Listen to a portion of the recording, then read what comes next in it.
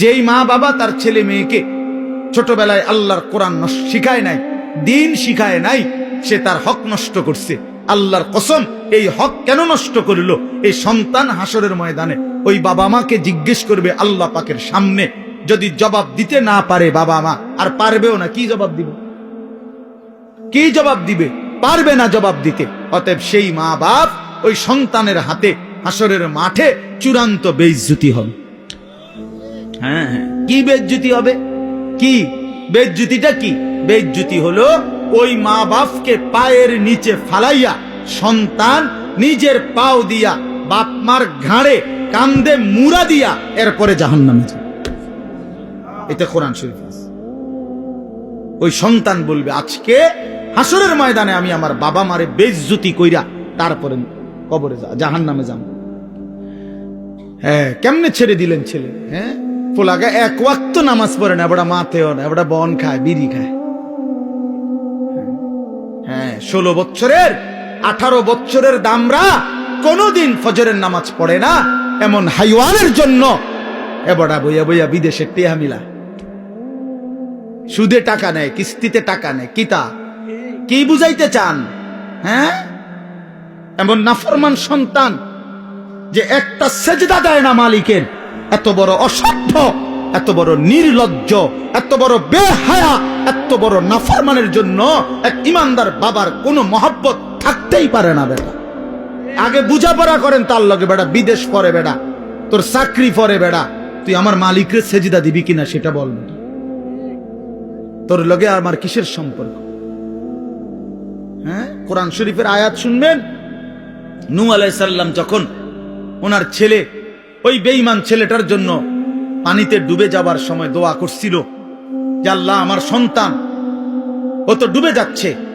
কোরআন শরীফে আছে, আল্লাহ পরিষ্কার বলছে, ইয়া নূহ ইন্নাহু লাইসা মিন আহলিক, হে নূহ সাবধান, আর বলবা না, এটা তোমার সন্তান নয়, এটা তোমার সন্তান নয়। ইন্নাহু আমালুন গায়রু সালিহ। আল্লাহ কোরআনে বলছে সূরা হুদের মধ্যে যে এটা বেআমল, আমালুন গায়রু সালিহ, এটা বেআমল সন্তান। আর বেআমল নাফরমান মুমিনের সন্তান হইতে পারে না।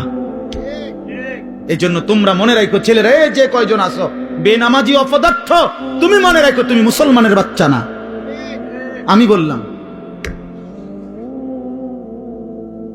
মনে রাখিস না ফরমান, তুমি কোন মুসলমানের বাচ্চা না। বলে তো আমি কার সন্তান? তুমি লাওয়ারিস, তুমি বেওয়ারিস, তোমার কোনো বাবা নাই, তোমার কোনো মা নাই।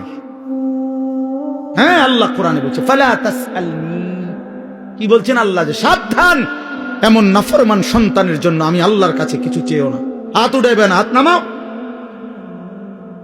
নামাও হাত। তাফসীরের মধ্যে আছে নূহ আলাইহিস সালাম সাথে সাথে হাত নামায় ফেলছে এবং আল্লাহর কাছে দোয়া করছে, আল্লাহ আমি খেয়াল করি নাই, আপনি আমারে মাফ করে দেন। এজন্য প্রিয় সন্তান মনে রাখো, তুমি ইমানদারের সন্তান হবা সেদিন যেদিন তোমার কপালে সেজদা হবে। বেহায়া, বেনামাজি, আল্লাহর নাফরমান, 24 ঘন্টা নারী ছবি, অশ্লীল দৃশ্য, মদের আড্ডা, জুয়ার আড্ডা, উলঙ্গ ছবির আসক্ত। আরে নাফরমান, তুমি কোনো মুসলমানের ঘরে জন্ম নাও না, তোমার কোনো পরিচয় নাই, তোমার কোনো আত্মমর্যাদা নাই, আত্মসম্মান নাই। এই জন্য বললাম, আল্লাহ তাআলা বলছেন, বান্দা আমার মাকসাদ তোমারে আমি মুত্তাকি বানাবো, আমি তোমারে জান্নাত দেব। জান্নাত বানানোই হয়েছে মুমিনদের জন্য। কার জন্য? আখিরাত তৈরি করা হয়েছে মুমিনের জন্য। আমাদের জন্য জান্নাত, ইমানদারের জন্য জান্নাত। অতএব লাআল্লাকুম তাত্তাকুন, আল্লাহ তাআলা বলেন ইমানদার, আমি আল্লাহ তোমাদেরকে রমজানে রোজার মাধ্যমে মুত্তাকি বানাবো। আর মুত্তাকি কেন বানাবো? মুত্তাকি হলেই জান্নাতি। উইদ্দাত লিল মুত্তাকিন, আল্লাহ বলে জান্নাত বানানোই হয়েছে মুত্তাকিদের জন্য। কার জন্য?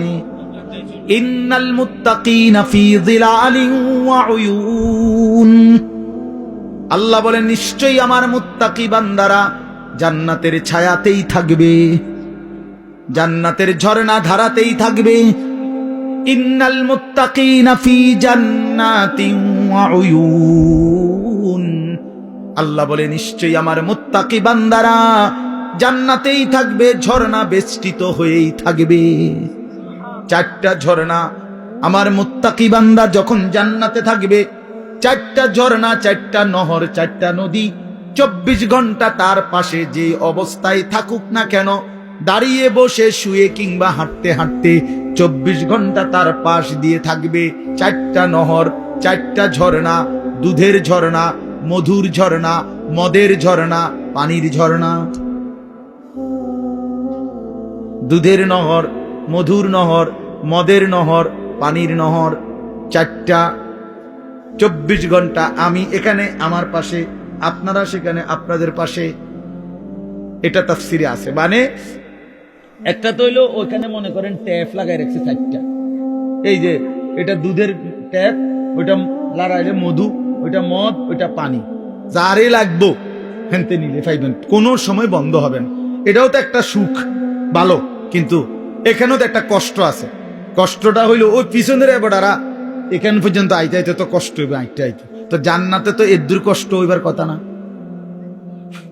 জান্নাতে যদি ফেরেশতারে জিঙ্গা, দোস্ত আমার এই আড়াটা আড়াইলেন কেন? কথা বলেন না হল ভাই, যে না এটা আমার আড়াইলেন কেন, কি ব্যাপার? আমি না জান্নাতে আইছি, আপনি না বলছেন আমার কোনো কষ্ট দিবেন না, এখন এটা দিলেন কেন কষ্ট? আল্লাহ বলছে না বান্দা, যেন আমি আগেই সিস্টেম করে রাখছি। 24 ঘন্টা তুমি বান্দা যখন যেভাবে, তুমি খাটে থাকো, তুমি বিছনায় থাকো, তুমি সোফাতে থাকো, তুমি হাঁটতে থাকো, তুমি নিচে থাকো কিংবা উপরে থাকো, তুমি থাকবা যেখানে, তোমার পাশে এই চারটা নহর বইতে থাকবে সেখানে। তুমি এনে আইন লাগবে না, হেইতে হেনে যাও লাগবে। সুবহানাল্লাহ। এইটারে কয় আর কি, জান্নাতিন তাজরি মিন তাহতিহাল আনহার, চারটা ঝর্ণা। সুবহানাল্লাহ, সুবহানাল্লাহ। চারটি ঝর্ণা বইতে থাকবে, চারটি ঝর্ণা বইতে থাকবে, চারটি ঝর্ণা বইতে থাকবে।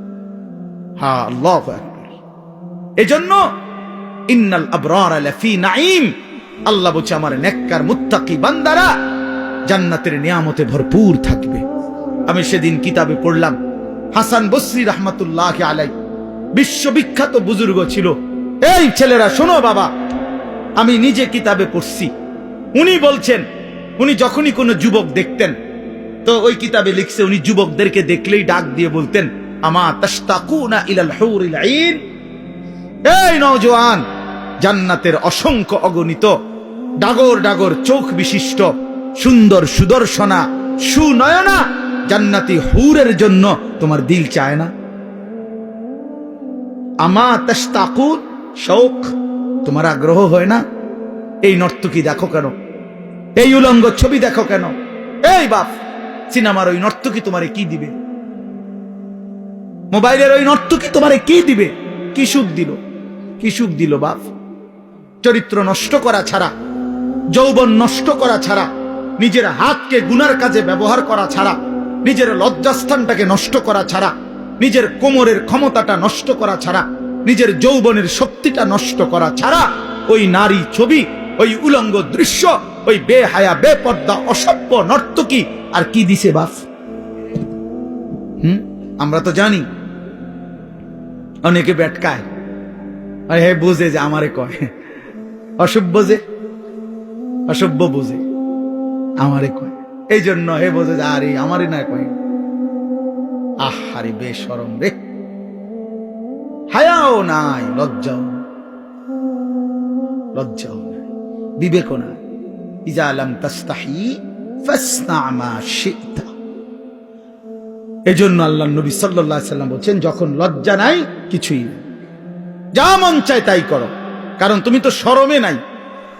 একজনে বলছে যে, উদাহরণ দিতে গিয়া, যে নিজেই নিজের লুঙ্গি আলগি দিয়া মুখ ডাক্কা লাইছে, এবার পেশাব পায়খানা করতেছে, হের কত হলো আমি তো দেখি না কাউকে। বাহ, তাই তো সারা দুনিয়া দেখলে আমার সমস্যা কি? এবার নিচে দিয়ে সবাই দেখলে আমার সমস্যা কি? এই বেশরম যারা চরিত্রহীন, এদের হালাত এমন। এই সমস্ত দেখবেন মহল্লার যেসব ছেলে নামাজ পড়ে না, রোজা রাখে না, পাক পবিত্রতার কোনো ধার ধারে না, এবং মদ জুয়া নেশা নারী ছবি অসৎ বন্ধুদের আড্ডায় যেগুলো ব্যস্ত থাকে, এদের কোনো লজ্জা শরম নাই, যার ফলে কে দেখে, কি বাবা দেখে না দাদা দেখে না গ্রামের বয়স্করা দেখে নাকি কোনো আলেম ওলামা দেখে নাকি কোনো মা বোন দেখে, তার কোনো সমস্যা নাই। কারণ আমি তো প্রথমেই সিদ্ধান্ত নিছি আমার কোনো শরম নাই, এবারে দেখলে কি না দেখলে কি, আমি তো লুঙ্গি আলগি দিয়ে লাইছি। এই জন্য এই যে আপনার এটা জরুরি বিষয়, এটা বোঝা উচিত। এই হায়া লজ্জা বোঝা উচিত। প্রিয় ভাই, বুঝতে শিখো। আমি হয়তো শক্ত বলি, আমি একটু কঠোর বলি আর কি, কিন্তু বাস্তবতা হলো তোমার ইনসাফ কি বলে, তোমার বিবেক কি বলে, ইনসাফ কি বলে। এই জন্য আল্লাহ তাআলা বলেন, বান্দা আমি তোমারে ওয়াদা দিলাম। দেখেন আল্লাহ তাআলা বলতে চায় এটা, বান্দা আমি যে কোনো মূল্যে তোমারে জান্নাত দিতে চাই। তুমি না আমার মোমেন বান্দা, ঠিক আছে 11টা মাস, ঠিক আছে গুনায় গুনায় তুমি বরবাদ হয়ে গেছো, 11 মাস আমারে ডাকতে সময় পাও নাই, ঠিক আছে। এখন যদি ভুল বুঝতে পারো তো বান্দা ঠিক আছে, 11 মাস থেকে কমাইয়া আইনা আমি 1 মাস তোমার কাছে সুযোগ চাই। যাও, 1টা মাস আমারে সুযোগ দাও, 1টা মাস গুনাহ ছেড়ে দাও, 1টা মাস আমার হুকুমগুলো পালন করো, আমি 1 মাসেই লাআল্লাকুম তাত্তাকুন মুত্তাকি বানিয়ে দেব, জান্নাতি বানিয়ে দেব। তবুও যদি কদর না করো তো আল্লাহর নবী বলছেন, জিব্রাইল এই জন্য রমজানের লাস্টে আইসা জিব্রাইল বলছে, ইয়া রাসূলুল্লাহ এত বড় রমজান পেয়ে ইফতারের নেকি, সেহরিতে নেকি, তাহাজ্জুদে নেকি, তারাবির 20 রাকাত নামাজে নেকি, 5 ওয়াক্ত নামাজে নেকি, শেষ দশকের এতেকাফে নেকি, সবে কদর তালাশ করার দ্বারা নেকি, জিকির করার দ্বারা নেকি, তেলাওয়াত করার দ্বারা নেকি, দোয়া করার দ্বারা নেকি, কাউকে সামান্য ইফতার করাইলো নেকি, এরপরে একটা নফল একটা ফরজের সমান, একটা ফরজ 70টা ফরজের সমান, এক রমজানের প্রথম দশক রহমত, মাঝখানের দশক মাগফিরাত, শেষ দশক জাহান্নাম থেকে নাজাত। আল্লাহ বলেন জিব্রাইলের মাধ্যমে, নবী এত কিছু দিয়াও যেই বেঈমান রে মন গলাইতে পারলাম না, তারে আমি ভালো করাইতে পারলাম না, আমার দিকে ফিরাইতে পারলাম না, তার উপরে আমি আল্লাহর লানত, আমি ফেরেশতারও লানত। তো নবী বলে আমিন, হ জিব্রাইল আমি মুহাম্মদেরও লানত। যা তোর উপরে খোদার লানত করুক, তোর উপরে আল্লাহর লানত করুক তোর উপরে।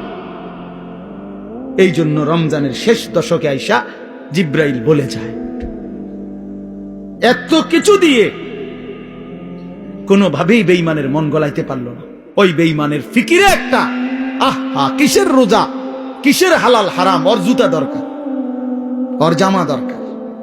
ওই মহিলা ওই অসভ্য বেপর্দা নারী, তার কথা হলো কি এর কিতা রহমত কারে হুনান, আমি রহমত মাগফিরাত নাজাত দিয়া আমি কিতা করব, আমার দরকার জুতা, আমার দরকার নতুন শাড়ি, আমার দরকার নতুন 3 পিস। এই জন্য 10 দিন 20 দিন পুরাটা রমজান বাজারে বাজারে মার্কেটে মার্কেটে ঘুরে, দোকানে দোকানে ঘাম বাইয়া পড়ে, ইফতারির টাইম হয়ে গেছে এখনো কেনাকাটা শেষ হয় না।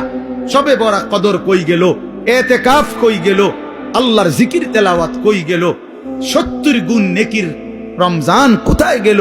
সবকিছু এক জোড়া জুতার জন্য, একটা জামার জন্য, একটা কাপড় চোপড়ের জন্য শেষ করে দিল। ওহ হায় হায় মুসলমান, কত অল্প মূল্যে নিজেকে বিক্রি করে দিল।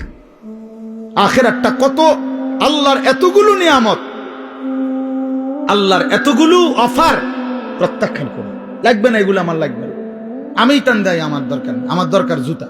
আমার যাতে ফেরেশতা নতুন জুতা কিনা রাখছি, যাতে আমার জুতা দিয়া ফিরতে পারে ফেরেশতা। হ্যাঁ হ্যাঁ, ফেরেশতাও এই জন্য বলে রাখে যে শুনো বোন, তোমারে জুতা দিয়েই ফিটবো, মনে রেখো। বেপরদিগি আল্লাহর দেওয়া রমজান, এত বড় দামি সময়ে তুমি বাজারে বাজারে ঘুরো। একটা সেকেন্ড আমার শায়েখ আল্লামা মুফতি মুশতাকুন নবী সাহেব হুজুর বলে, হায় মুসলমান, রমজানের এক একটা সেকেন্ড ছিল হীরার মতো, মণি মুক্তার মতো, হীরা ফেলে মাটি নিলাম, মাটি নিলাম। এক জোড়া জুতা তো আগেও কিনতে আসতাম, কখন কিনা যায় না? কথা বলেন না কেন? এখন বাজারে তো কোনো জুতা নাই, এখন বাজারে তো কোনো 3 পিস নাই, এখন বাজারে তো কোনো গহনা নাই, কিছু নাই বাজারে এখন। তো তাইলে এখন কিনা যায় না? এখন কিনা যায় না?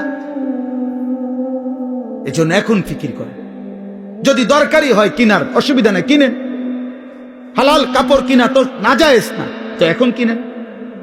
এখন আমি গতকালকে আমার পুরা ফ্যামিলির যার যা কাপড় পাঞ্জাবি, আমার আত্মীয় স্বজন ভাই বেরাদরদের মধ্যে এবং আত্মীয় স্বজনের মধ্যে যাদের যা কাপড় দরকার বিবি লিস্ট করে দিছে, একসাথে গতকালকে ঢাকা থেকে 27,000 টাকার কাপড় সব কিনে নিছে। খালাস করলো, খালাস সব একের বাচ্চা কাচ্চা বুড়া গাড়া জিরু সাইজ সব কিনে আলো। বলছি এগুলো আবার সিলাই লাও যাও। ঈদের কেনাকাটা শেষ। বুঝাইতে চাইলাম ঠিক কিনা বলেন? ইচ্ছে করলে সম্ভব কিনা?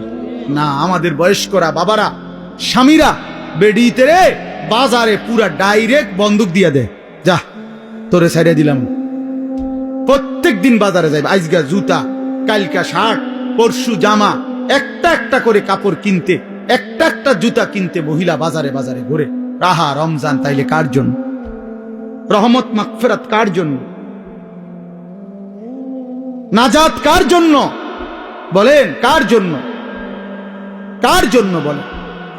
আফসোসের বিষয়, আমরা যদি কদর না করি তো মুমিন, আমরা যদি কদর না করি কার জন্য বলেন? ইনসাফ করে বলেন, ইনসাফ করে বলেন। মাহে রমজান তাহলে কার জন্য? আমাদের জন্য না? কথা বলেন না কেন? আমাদের জন্য কিনা বলেন? অতএব দয়া করে বুঝতে শিখেন। আল্লাহ তাআলা বলছেন, ইয়া আইয়ুহাল্লাযীনা আমানু কুতিবা আলাইকুমুস সিয়াম কামা কুতিবা আলাল্লাযীনা মিন ক্বাবলিকুম লাআল্লাকুম তাত্তাকুন। আল্লাহ তাআলা বলেন, হে ঈমানদারগণ, তোমাদের উপরে রোজা ফরজ করা হলো যেমনটা তোমাদের পূর্ববর্তীদের উপরে ফরজ করা হয়েছিল। কেন? লাআল্লাকুম তাত্তাকুন, আমি তোমাদেরকে মুত্তাকি বানাইতে চাই, মানে জান্নাতি বানাইতে চাই। তাহলে রমজানকে কদর করলে কি মিলবে? জান্নাত মিলবে। বলেন না কি মিলবে? আবার বলেন কি মিলবে? জান্নাত। এজন্য নওজোয়ান, কিশোর, তরুণ, বয়স্ক, বাবা সবাই মিলে সিদ্ধান্ত নেন, ইনশাআল্লাহ এবারের রমজান হোক পরিবর্তনের রমজান। বলেন ইনশাআল্লাহ, বলেন ইনশাআল্লাহ। আপনাদের কাছে অনুরোধ আমার বাবা, আমিও আপনারাও সবাই মিলে যার যেই গুনার অভ্যাস মাহে রমজানে ছেড়ে দেন। সিদ্ধান্ত নেন, এখন থেকে প্রস্তুতি নেন, এখন থেকে আল্লাহর ইবাদতে লেগে যাবেন।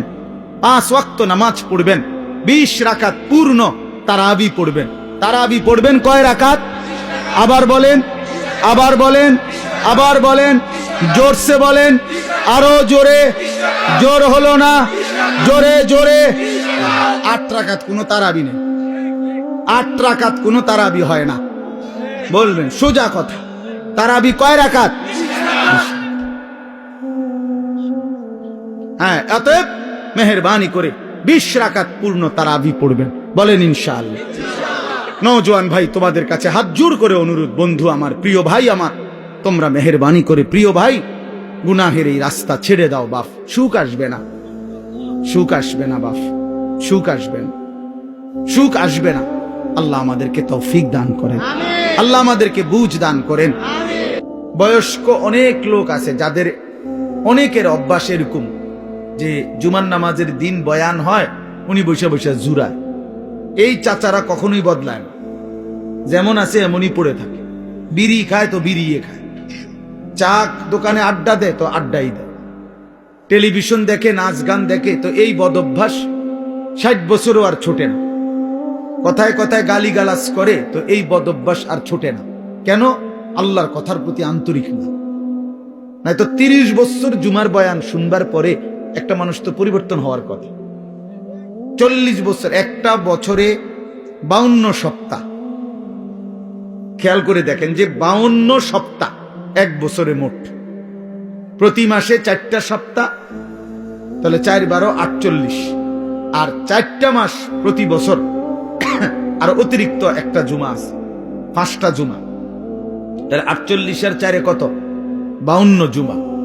তাহলে 52 জুমা আপনার মহল্লায় আল্লাহর কথা হয়, কোরআনের কথা হয়, আপনার কি কোনো পরিবর্তন হওয়ার কথা না? 30 বছরে এবারে 52 দিয়ে পূরণ দেন, কতগুলো বয়ান হলো। তো এরপরেও যদি একটা মানুষের স্বাভাবিক কিছু বদভ্যাস না ছোটে, তা আপনি কি শুনলেন, কি বুঝলেন? কি বুঝলেন? 30 বছরও আপনি এটা বুঝছেন না যে বিড়ি সিগারেট খাওয়া একজন মুসলমানের জন্য উচিত না। এটা আপনি তোলে আর বুঝবেন কখন? আপনি বুঝি 50 বছরও বুঝলেন না যে গালিগালাজ করা মুখ দিয়া এটা গুনাহ। এটা আপনি বুঝছেন না। এটা আপনি কি বুঝলেন চাচা? বলেন, ইনসাফ কি বলে? 50 বছরও আপনি বুঝলেন না যে চা দোকানে এই যে নাচ গান নর্তকীর ছবি নাটক সিনেমা চলে টেলিভিশনে, এটা দেখা যে গুনাহ হারাম, এটা আপনি বুঝলেন না। তো আপনি কি ওয়াজ শুনলেন? এই জন্য বললাম আর কি, আসলে মূল কারণ হলো গাফেল। হয় বইয়া বইয়া পান খায়, জুরায়, জিমায়, এই সদবদ, অথবা আমলের আগেই ফেলে দেয়। বলে তো কথা তো হুননি, হুজুররা তো কয় ভালো লাগে, কয় কথা তো ঠিকই কয়, মানলে তো ভালো আসিল, পারিদ না, বা এটা কইয়া উড়াই দিল আর কি, মানে এটাকে ফেলে দিল আর কি। এটা কথা হলো মিয়া, আপনি পারবেন না অথচ আল্লাহ আপনারে করতে বলছে, তো এটা তো জুলুম। আর আল্লাহ তো এমন জুলুম করতে পারে না। কোন বান্দা পারবে না অথচ তাকে আল্লাহ তাআলা সেই হুকুম পালন করতে বলছেন, এটা কি জুলুম না? কথা বলেন না কেন? এটা জুলুম কি না বলেন? আমি বাঁকাই হইতারি না, আমনে আমারে কোন রুকু দিতাম, তো এটা জুলুম না? আমি নিচের দিকেই যাইতারি না, আমনে আমারে বলেন সেজদা দিতে, তা আমার উপরে এটা জুলুম হবে না? তো তা আল্লাহ তাআলা আমাদেরকে রুকু দেওয়ার সেজদা দেওয়ার তৌফিক যোগ্যতা দিছে কিনা? তো তো জুলুম করলো কোন? বলেন। আমারে বলছে রাস্তার নারী দেখলে চোখ নিচের দিকে নামাই নিতে, এখন আমার চোখ নিচের দিকে নামে না, ঘাড় বাঁকা হয় না, তখনই না আমায় বলতাম যে আমার উপরে জুলুম করছে। এখন আমাদের ঘাড় নিচের দিকে নামানো যায় কিনা? তো তাইলে অসম্ভবের কি? আমারে সুদ হারাম করছে, তো আমার জন্য কি ব্যবসা বা উপার্জনের বৈধ কোনো পন্থা রাখে নাই? কথা বলেন তো। তাহলে সমস্যা কোথায়? কোনখানে আটকাই গেলেন? আপনি পারেন না যে কইলেন কিতা পারেন না? আপনি কি বিড়ি খানা ছাড়তারেন না? আমি ডাক্তার বললে ডায়াবেটিস রুগী 30 বছরের অভ্যাস, যে বেটার চিনি ছাড়া চা খায় না, সেই বেটা চিনি ছাড়া চা খায় না, তো এটা ছাড়লেন কেমনি? 50 বছরের অভ্যাস মিষ্টি খাওয়া, এই লোকটা ছেড়ে দেয় না ডাক্তার বললে? তো এক আপনা ডাক্তার বললে মিয়া সামান্য দুনিয়ায় বাঁচার জন্য এত কিছু প্রিয় জিনিস ছেড়ে দিলেন, ডাক্তার বলার কারণে গরুর গোশত খাওয়া ছেড়ে দিলেন, অথচ আপনি জানেন ডাক্তারের আব্বাও যদি বাইটটা দেয় আমনেরে, তারপরও তো আপনি মরে যাবেন। মরবেন না? কথা বলেন না কেন? MBBS ডাক্তার যদি বাইটটা দেয় আমনের শরীরের ভিতরে, আপনি মরতেন না? তো তাইলে এরপরও তো আপনি নিশ্চিত মৃত্যু আমাদের আসবেই। শতবার সেফ থাকলেও, শরীরের 1000 কোটি যত্ন নিলেও, 100 ভাগ ডাক্তারের প্রেসক্রিপশন পরামর্শ মেনে চললেও মৃত্যু কি হবে না? তো তারপরেও তো এগুলো ছেড়ে দিলেন, তো জাহান্নামের ভয়ে গুনাহ ছাড়বেন না কেন? আল্লাহর নাফরমানি ছাড়বেন না কেন? আল্লাহর ভয়ে বিড়িখানা ছাড়বেন না কেন? জাহান্নামের ভয়ে টেলিভিশন দেখা ছাড়বেন না কেন? জাহান্নামের ভয়ে গালিগালাজ দেওয়া ছাড়বেন না কেন? বলেন, ইনসাফ করে বলেন। এই জন্য বাপ মূল বক্তব্য এই কথাটা যে মনোযোগী হওয়া দরকার, আন্তরিকতা নিয়ে শুনলে। তাহলে এই জন্য বললাম, আমি আপনাদের কাছে আমার অনুরোধ, প্রত্যেকেই দেখেন, আমরা এটা যৌক্তিক কথা হলো যে আল্লাহর কোরআনের প্রতি আন্তরিক না হলে জিন্দেগি বদলাবে না। আপনি পারতেন না, এত সোজা না। কোরআন শরীফে স্পষ্ট আয়াত আছে, ওয়ালাউলা ফাদলুল্লাহি আলাইকুম ওয়া রাহমাতুহু মা যাকা মিনকুম মিন আহাদিন আবাদা। সাংঘাতিক আয়াত। আল্লাহ বলে, শুনো, তোমাদের উপরে আল্লাহর দয়া এবং রহমত যদি মায়া না হয়, নিজেই নিজেকে কশ্চিন কালেও কখনোই পবিত্র করতে পারবে না। কোরআন শরীফের আয়াত। আপনি নিজে নিজে করবেন না ভালোই যাবো, জি না, এত রং না, ভালো হয়ে যাও। নষ্ট হয়ে যাওয়া সহজ, ভালো হয়ে যাওয়া কঠিন। কথা বোঝেন নাই? কথা স্রোতের সাথে ভেসে যাওয়া এটা সহজ, কিন্তু স্রোতের প্রতিকূলে উল্টা দিকে দাঁড়ায় থাকা কঠিন। কঠিন। এই সমাজের প্রত্যেক ঘরে টেলিভিশন চলতেছে, আপনিও টেলিভিশন চালান, এটা তো সহজ, কিন্তু না চালানো এটা তো কঠিন। কথা বুঝেন নাই আপনি? না চালানোটাই না কঠিন, উল্টাটা কোনো কঠিন, মানে টিকে থাকা। এই জন্য আল্লাহ এটা বলছে, বান্দা নিজের যোগ্যতায় পারবা না, নিজের যোগ্যতায় পারবা না। মা যাকা মিনকুম মিন আহাদিন আবাদা, আল্লাহ বলে বান্দা নিজেকে নিজে পবিত্র করতে কখনোই পারবা না যদি আল্লাহর দয়া না হয়, আল্লাহর মেহেরবানি যদি না হয়। ওয়ালাকিন্নাল্লাহা ইউযাক্কি মান ইয়াশা, আল্লাহ বলেন বরং আল্লাহই যাকে ইচ্ছে করেন তাকে পবিত্র করে থাকেন। আল্লাহ করেন এটা, আল্লাহ করে, আল্লাহ করে, আল্লাহ করে। গুনাহ থেকে বেঁচে থাকার জন্য আল্লাহর তৌফিক লাগে, আল্লাহকে সেজদা করার জন্য আল্লাহ তাআলার তৌফিক লাগে। মালিক দয়া না করলে হয় না, আল্লাহ রহম না করলে হয় না। নবী সাল্লাল্লাহু আলাইহি ওয়াসাল্লাম 5 ওয়াক্ত নামাজের পরে দোয়া করতেন, আল্লাহুম্মা আইন্নি আলা যিকরিকা ওয়া শুকরিকা ওয়া হুসনি ইবাদাতিক। 3 বার বলতেন প্রত্যেক নামাজের ফরজের পরে। নবীজি এই দোয়াটা 3 বার বলতেন যে আল্লাহ আমি আপনার জিকির করতে চাই, আপনার শুকর আদায় করতে চাই, আপনার ইবাদত সুন্দরভাবে করতে চাই, আপনি সাহায্য করেন। এই যে আল্লাহর কাছে চাইতে হয়, আল্লাহ আমি সেজদা দিতে চাই ঠিক মতো, রুকু দিতে চাই সুন্দর মতো, কোরআন পড়তে চাই সুন্দর মতো, আপনাকে মানতে চাই সুন্দর মতো, আপনাকে ডাকতে চাই দিন রাত। আল্লাহ আপনার শুকর আদায় করতে চাই, আপনি আমারে তৌফিক দিন, আপনি আমারে তৌফিক দেন। আল্লাহ যোগ্যতা না দিলে বাপ পারবেন পারবেন। আমি একবার পাও ভাঙছিল 2021 সালে, 6 মাস আমি মাটিতে সেজদা দিতে পারি নাই, বসে বসা ইশারা রুকু সেজদা করতে হয়েছে। তো এই যে আল্লাহ তাআলা তৌফিক ছিনাই নিল, তা আমার কোনো ক্ষমতা ছিল সেজদা দেওয়ার? কথা বলেন না। এই জন্য দয়া করে কিশোর নওজোয়ান ভাই তোমরাও এটা বুঝো ভাই, নিজেরে নিজে নষ্ট করে দেওয়া, বরবাদ করে দেওয়া এটা সহজ, এটা সহজ। এই সমাজের সবাই মোবাইলে উলঙ্গ ছবি দেখে, তুমিও দেখো, সহজ বিষয়। কিন্তু নজর হেফাজত করা, চোখের হেফাজত করা এটা কঠিন। কিন্তু কষ্ট করে কেউ যদি হিম্মত করে তো আল্লাহ তার জন্য সহজ করে দেয়। ওমান ইয়াত্তাকিল্লাহা ইয়াজআল লাহু মাখরাজা, আল্লাহ বলছে যে আমাকে ভয় করে গুনাহ ছেড়ে দেয়, আমি তার জন্য সর্বাবস্থায় আমি আল্লাহ তার জন্য রাস্তা করে দিই, আমি তার জন্য সহজ করে দেই।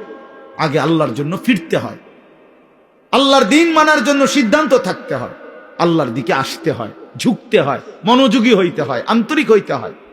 আপনি যদি বলেন যে কোরআন আমার জন্য, ইসলাম আমার জন্য, আমি আমার রাসূলকে নারাজ করব না, আমি আমার আল্লাহকে নারাজ করব না, আমি দ্বীন মানবই মানব, খোদার কসম, এমন একটা মজবুত সিদ্ধান্ত নিয়ে বান্দা 1 বিগত যদি আগায় তো আল্লাহ তাআলা রহমত নিয়ে বান্দার দিকে 1 হাত আগায় আসবে।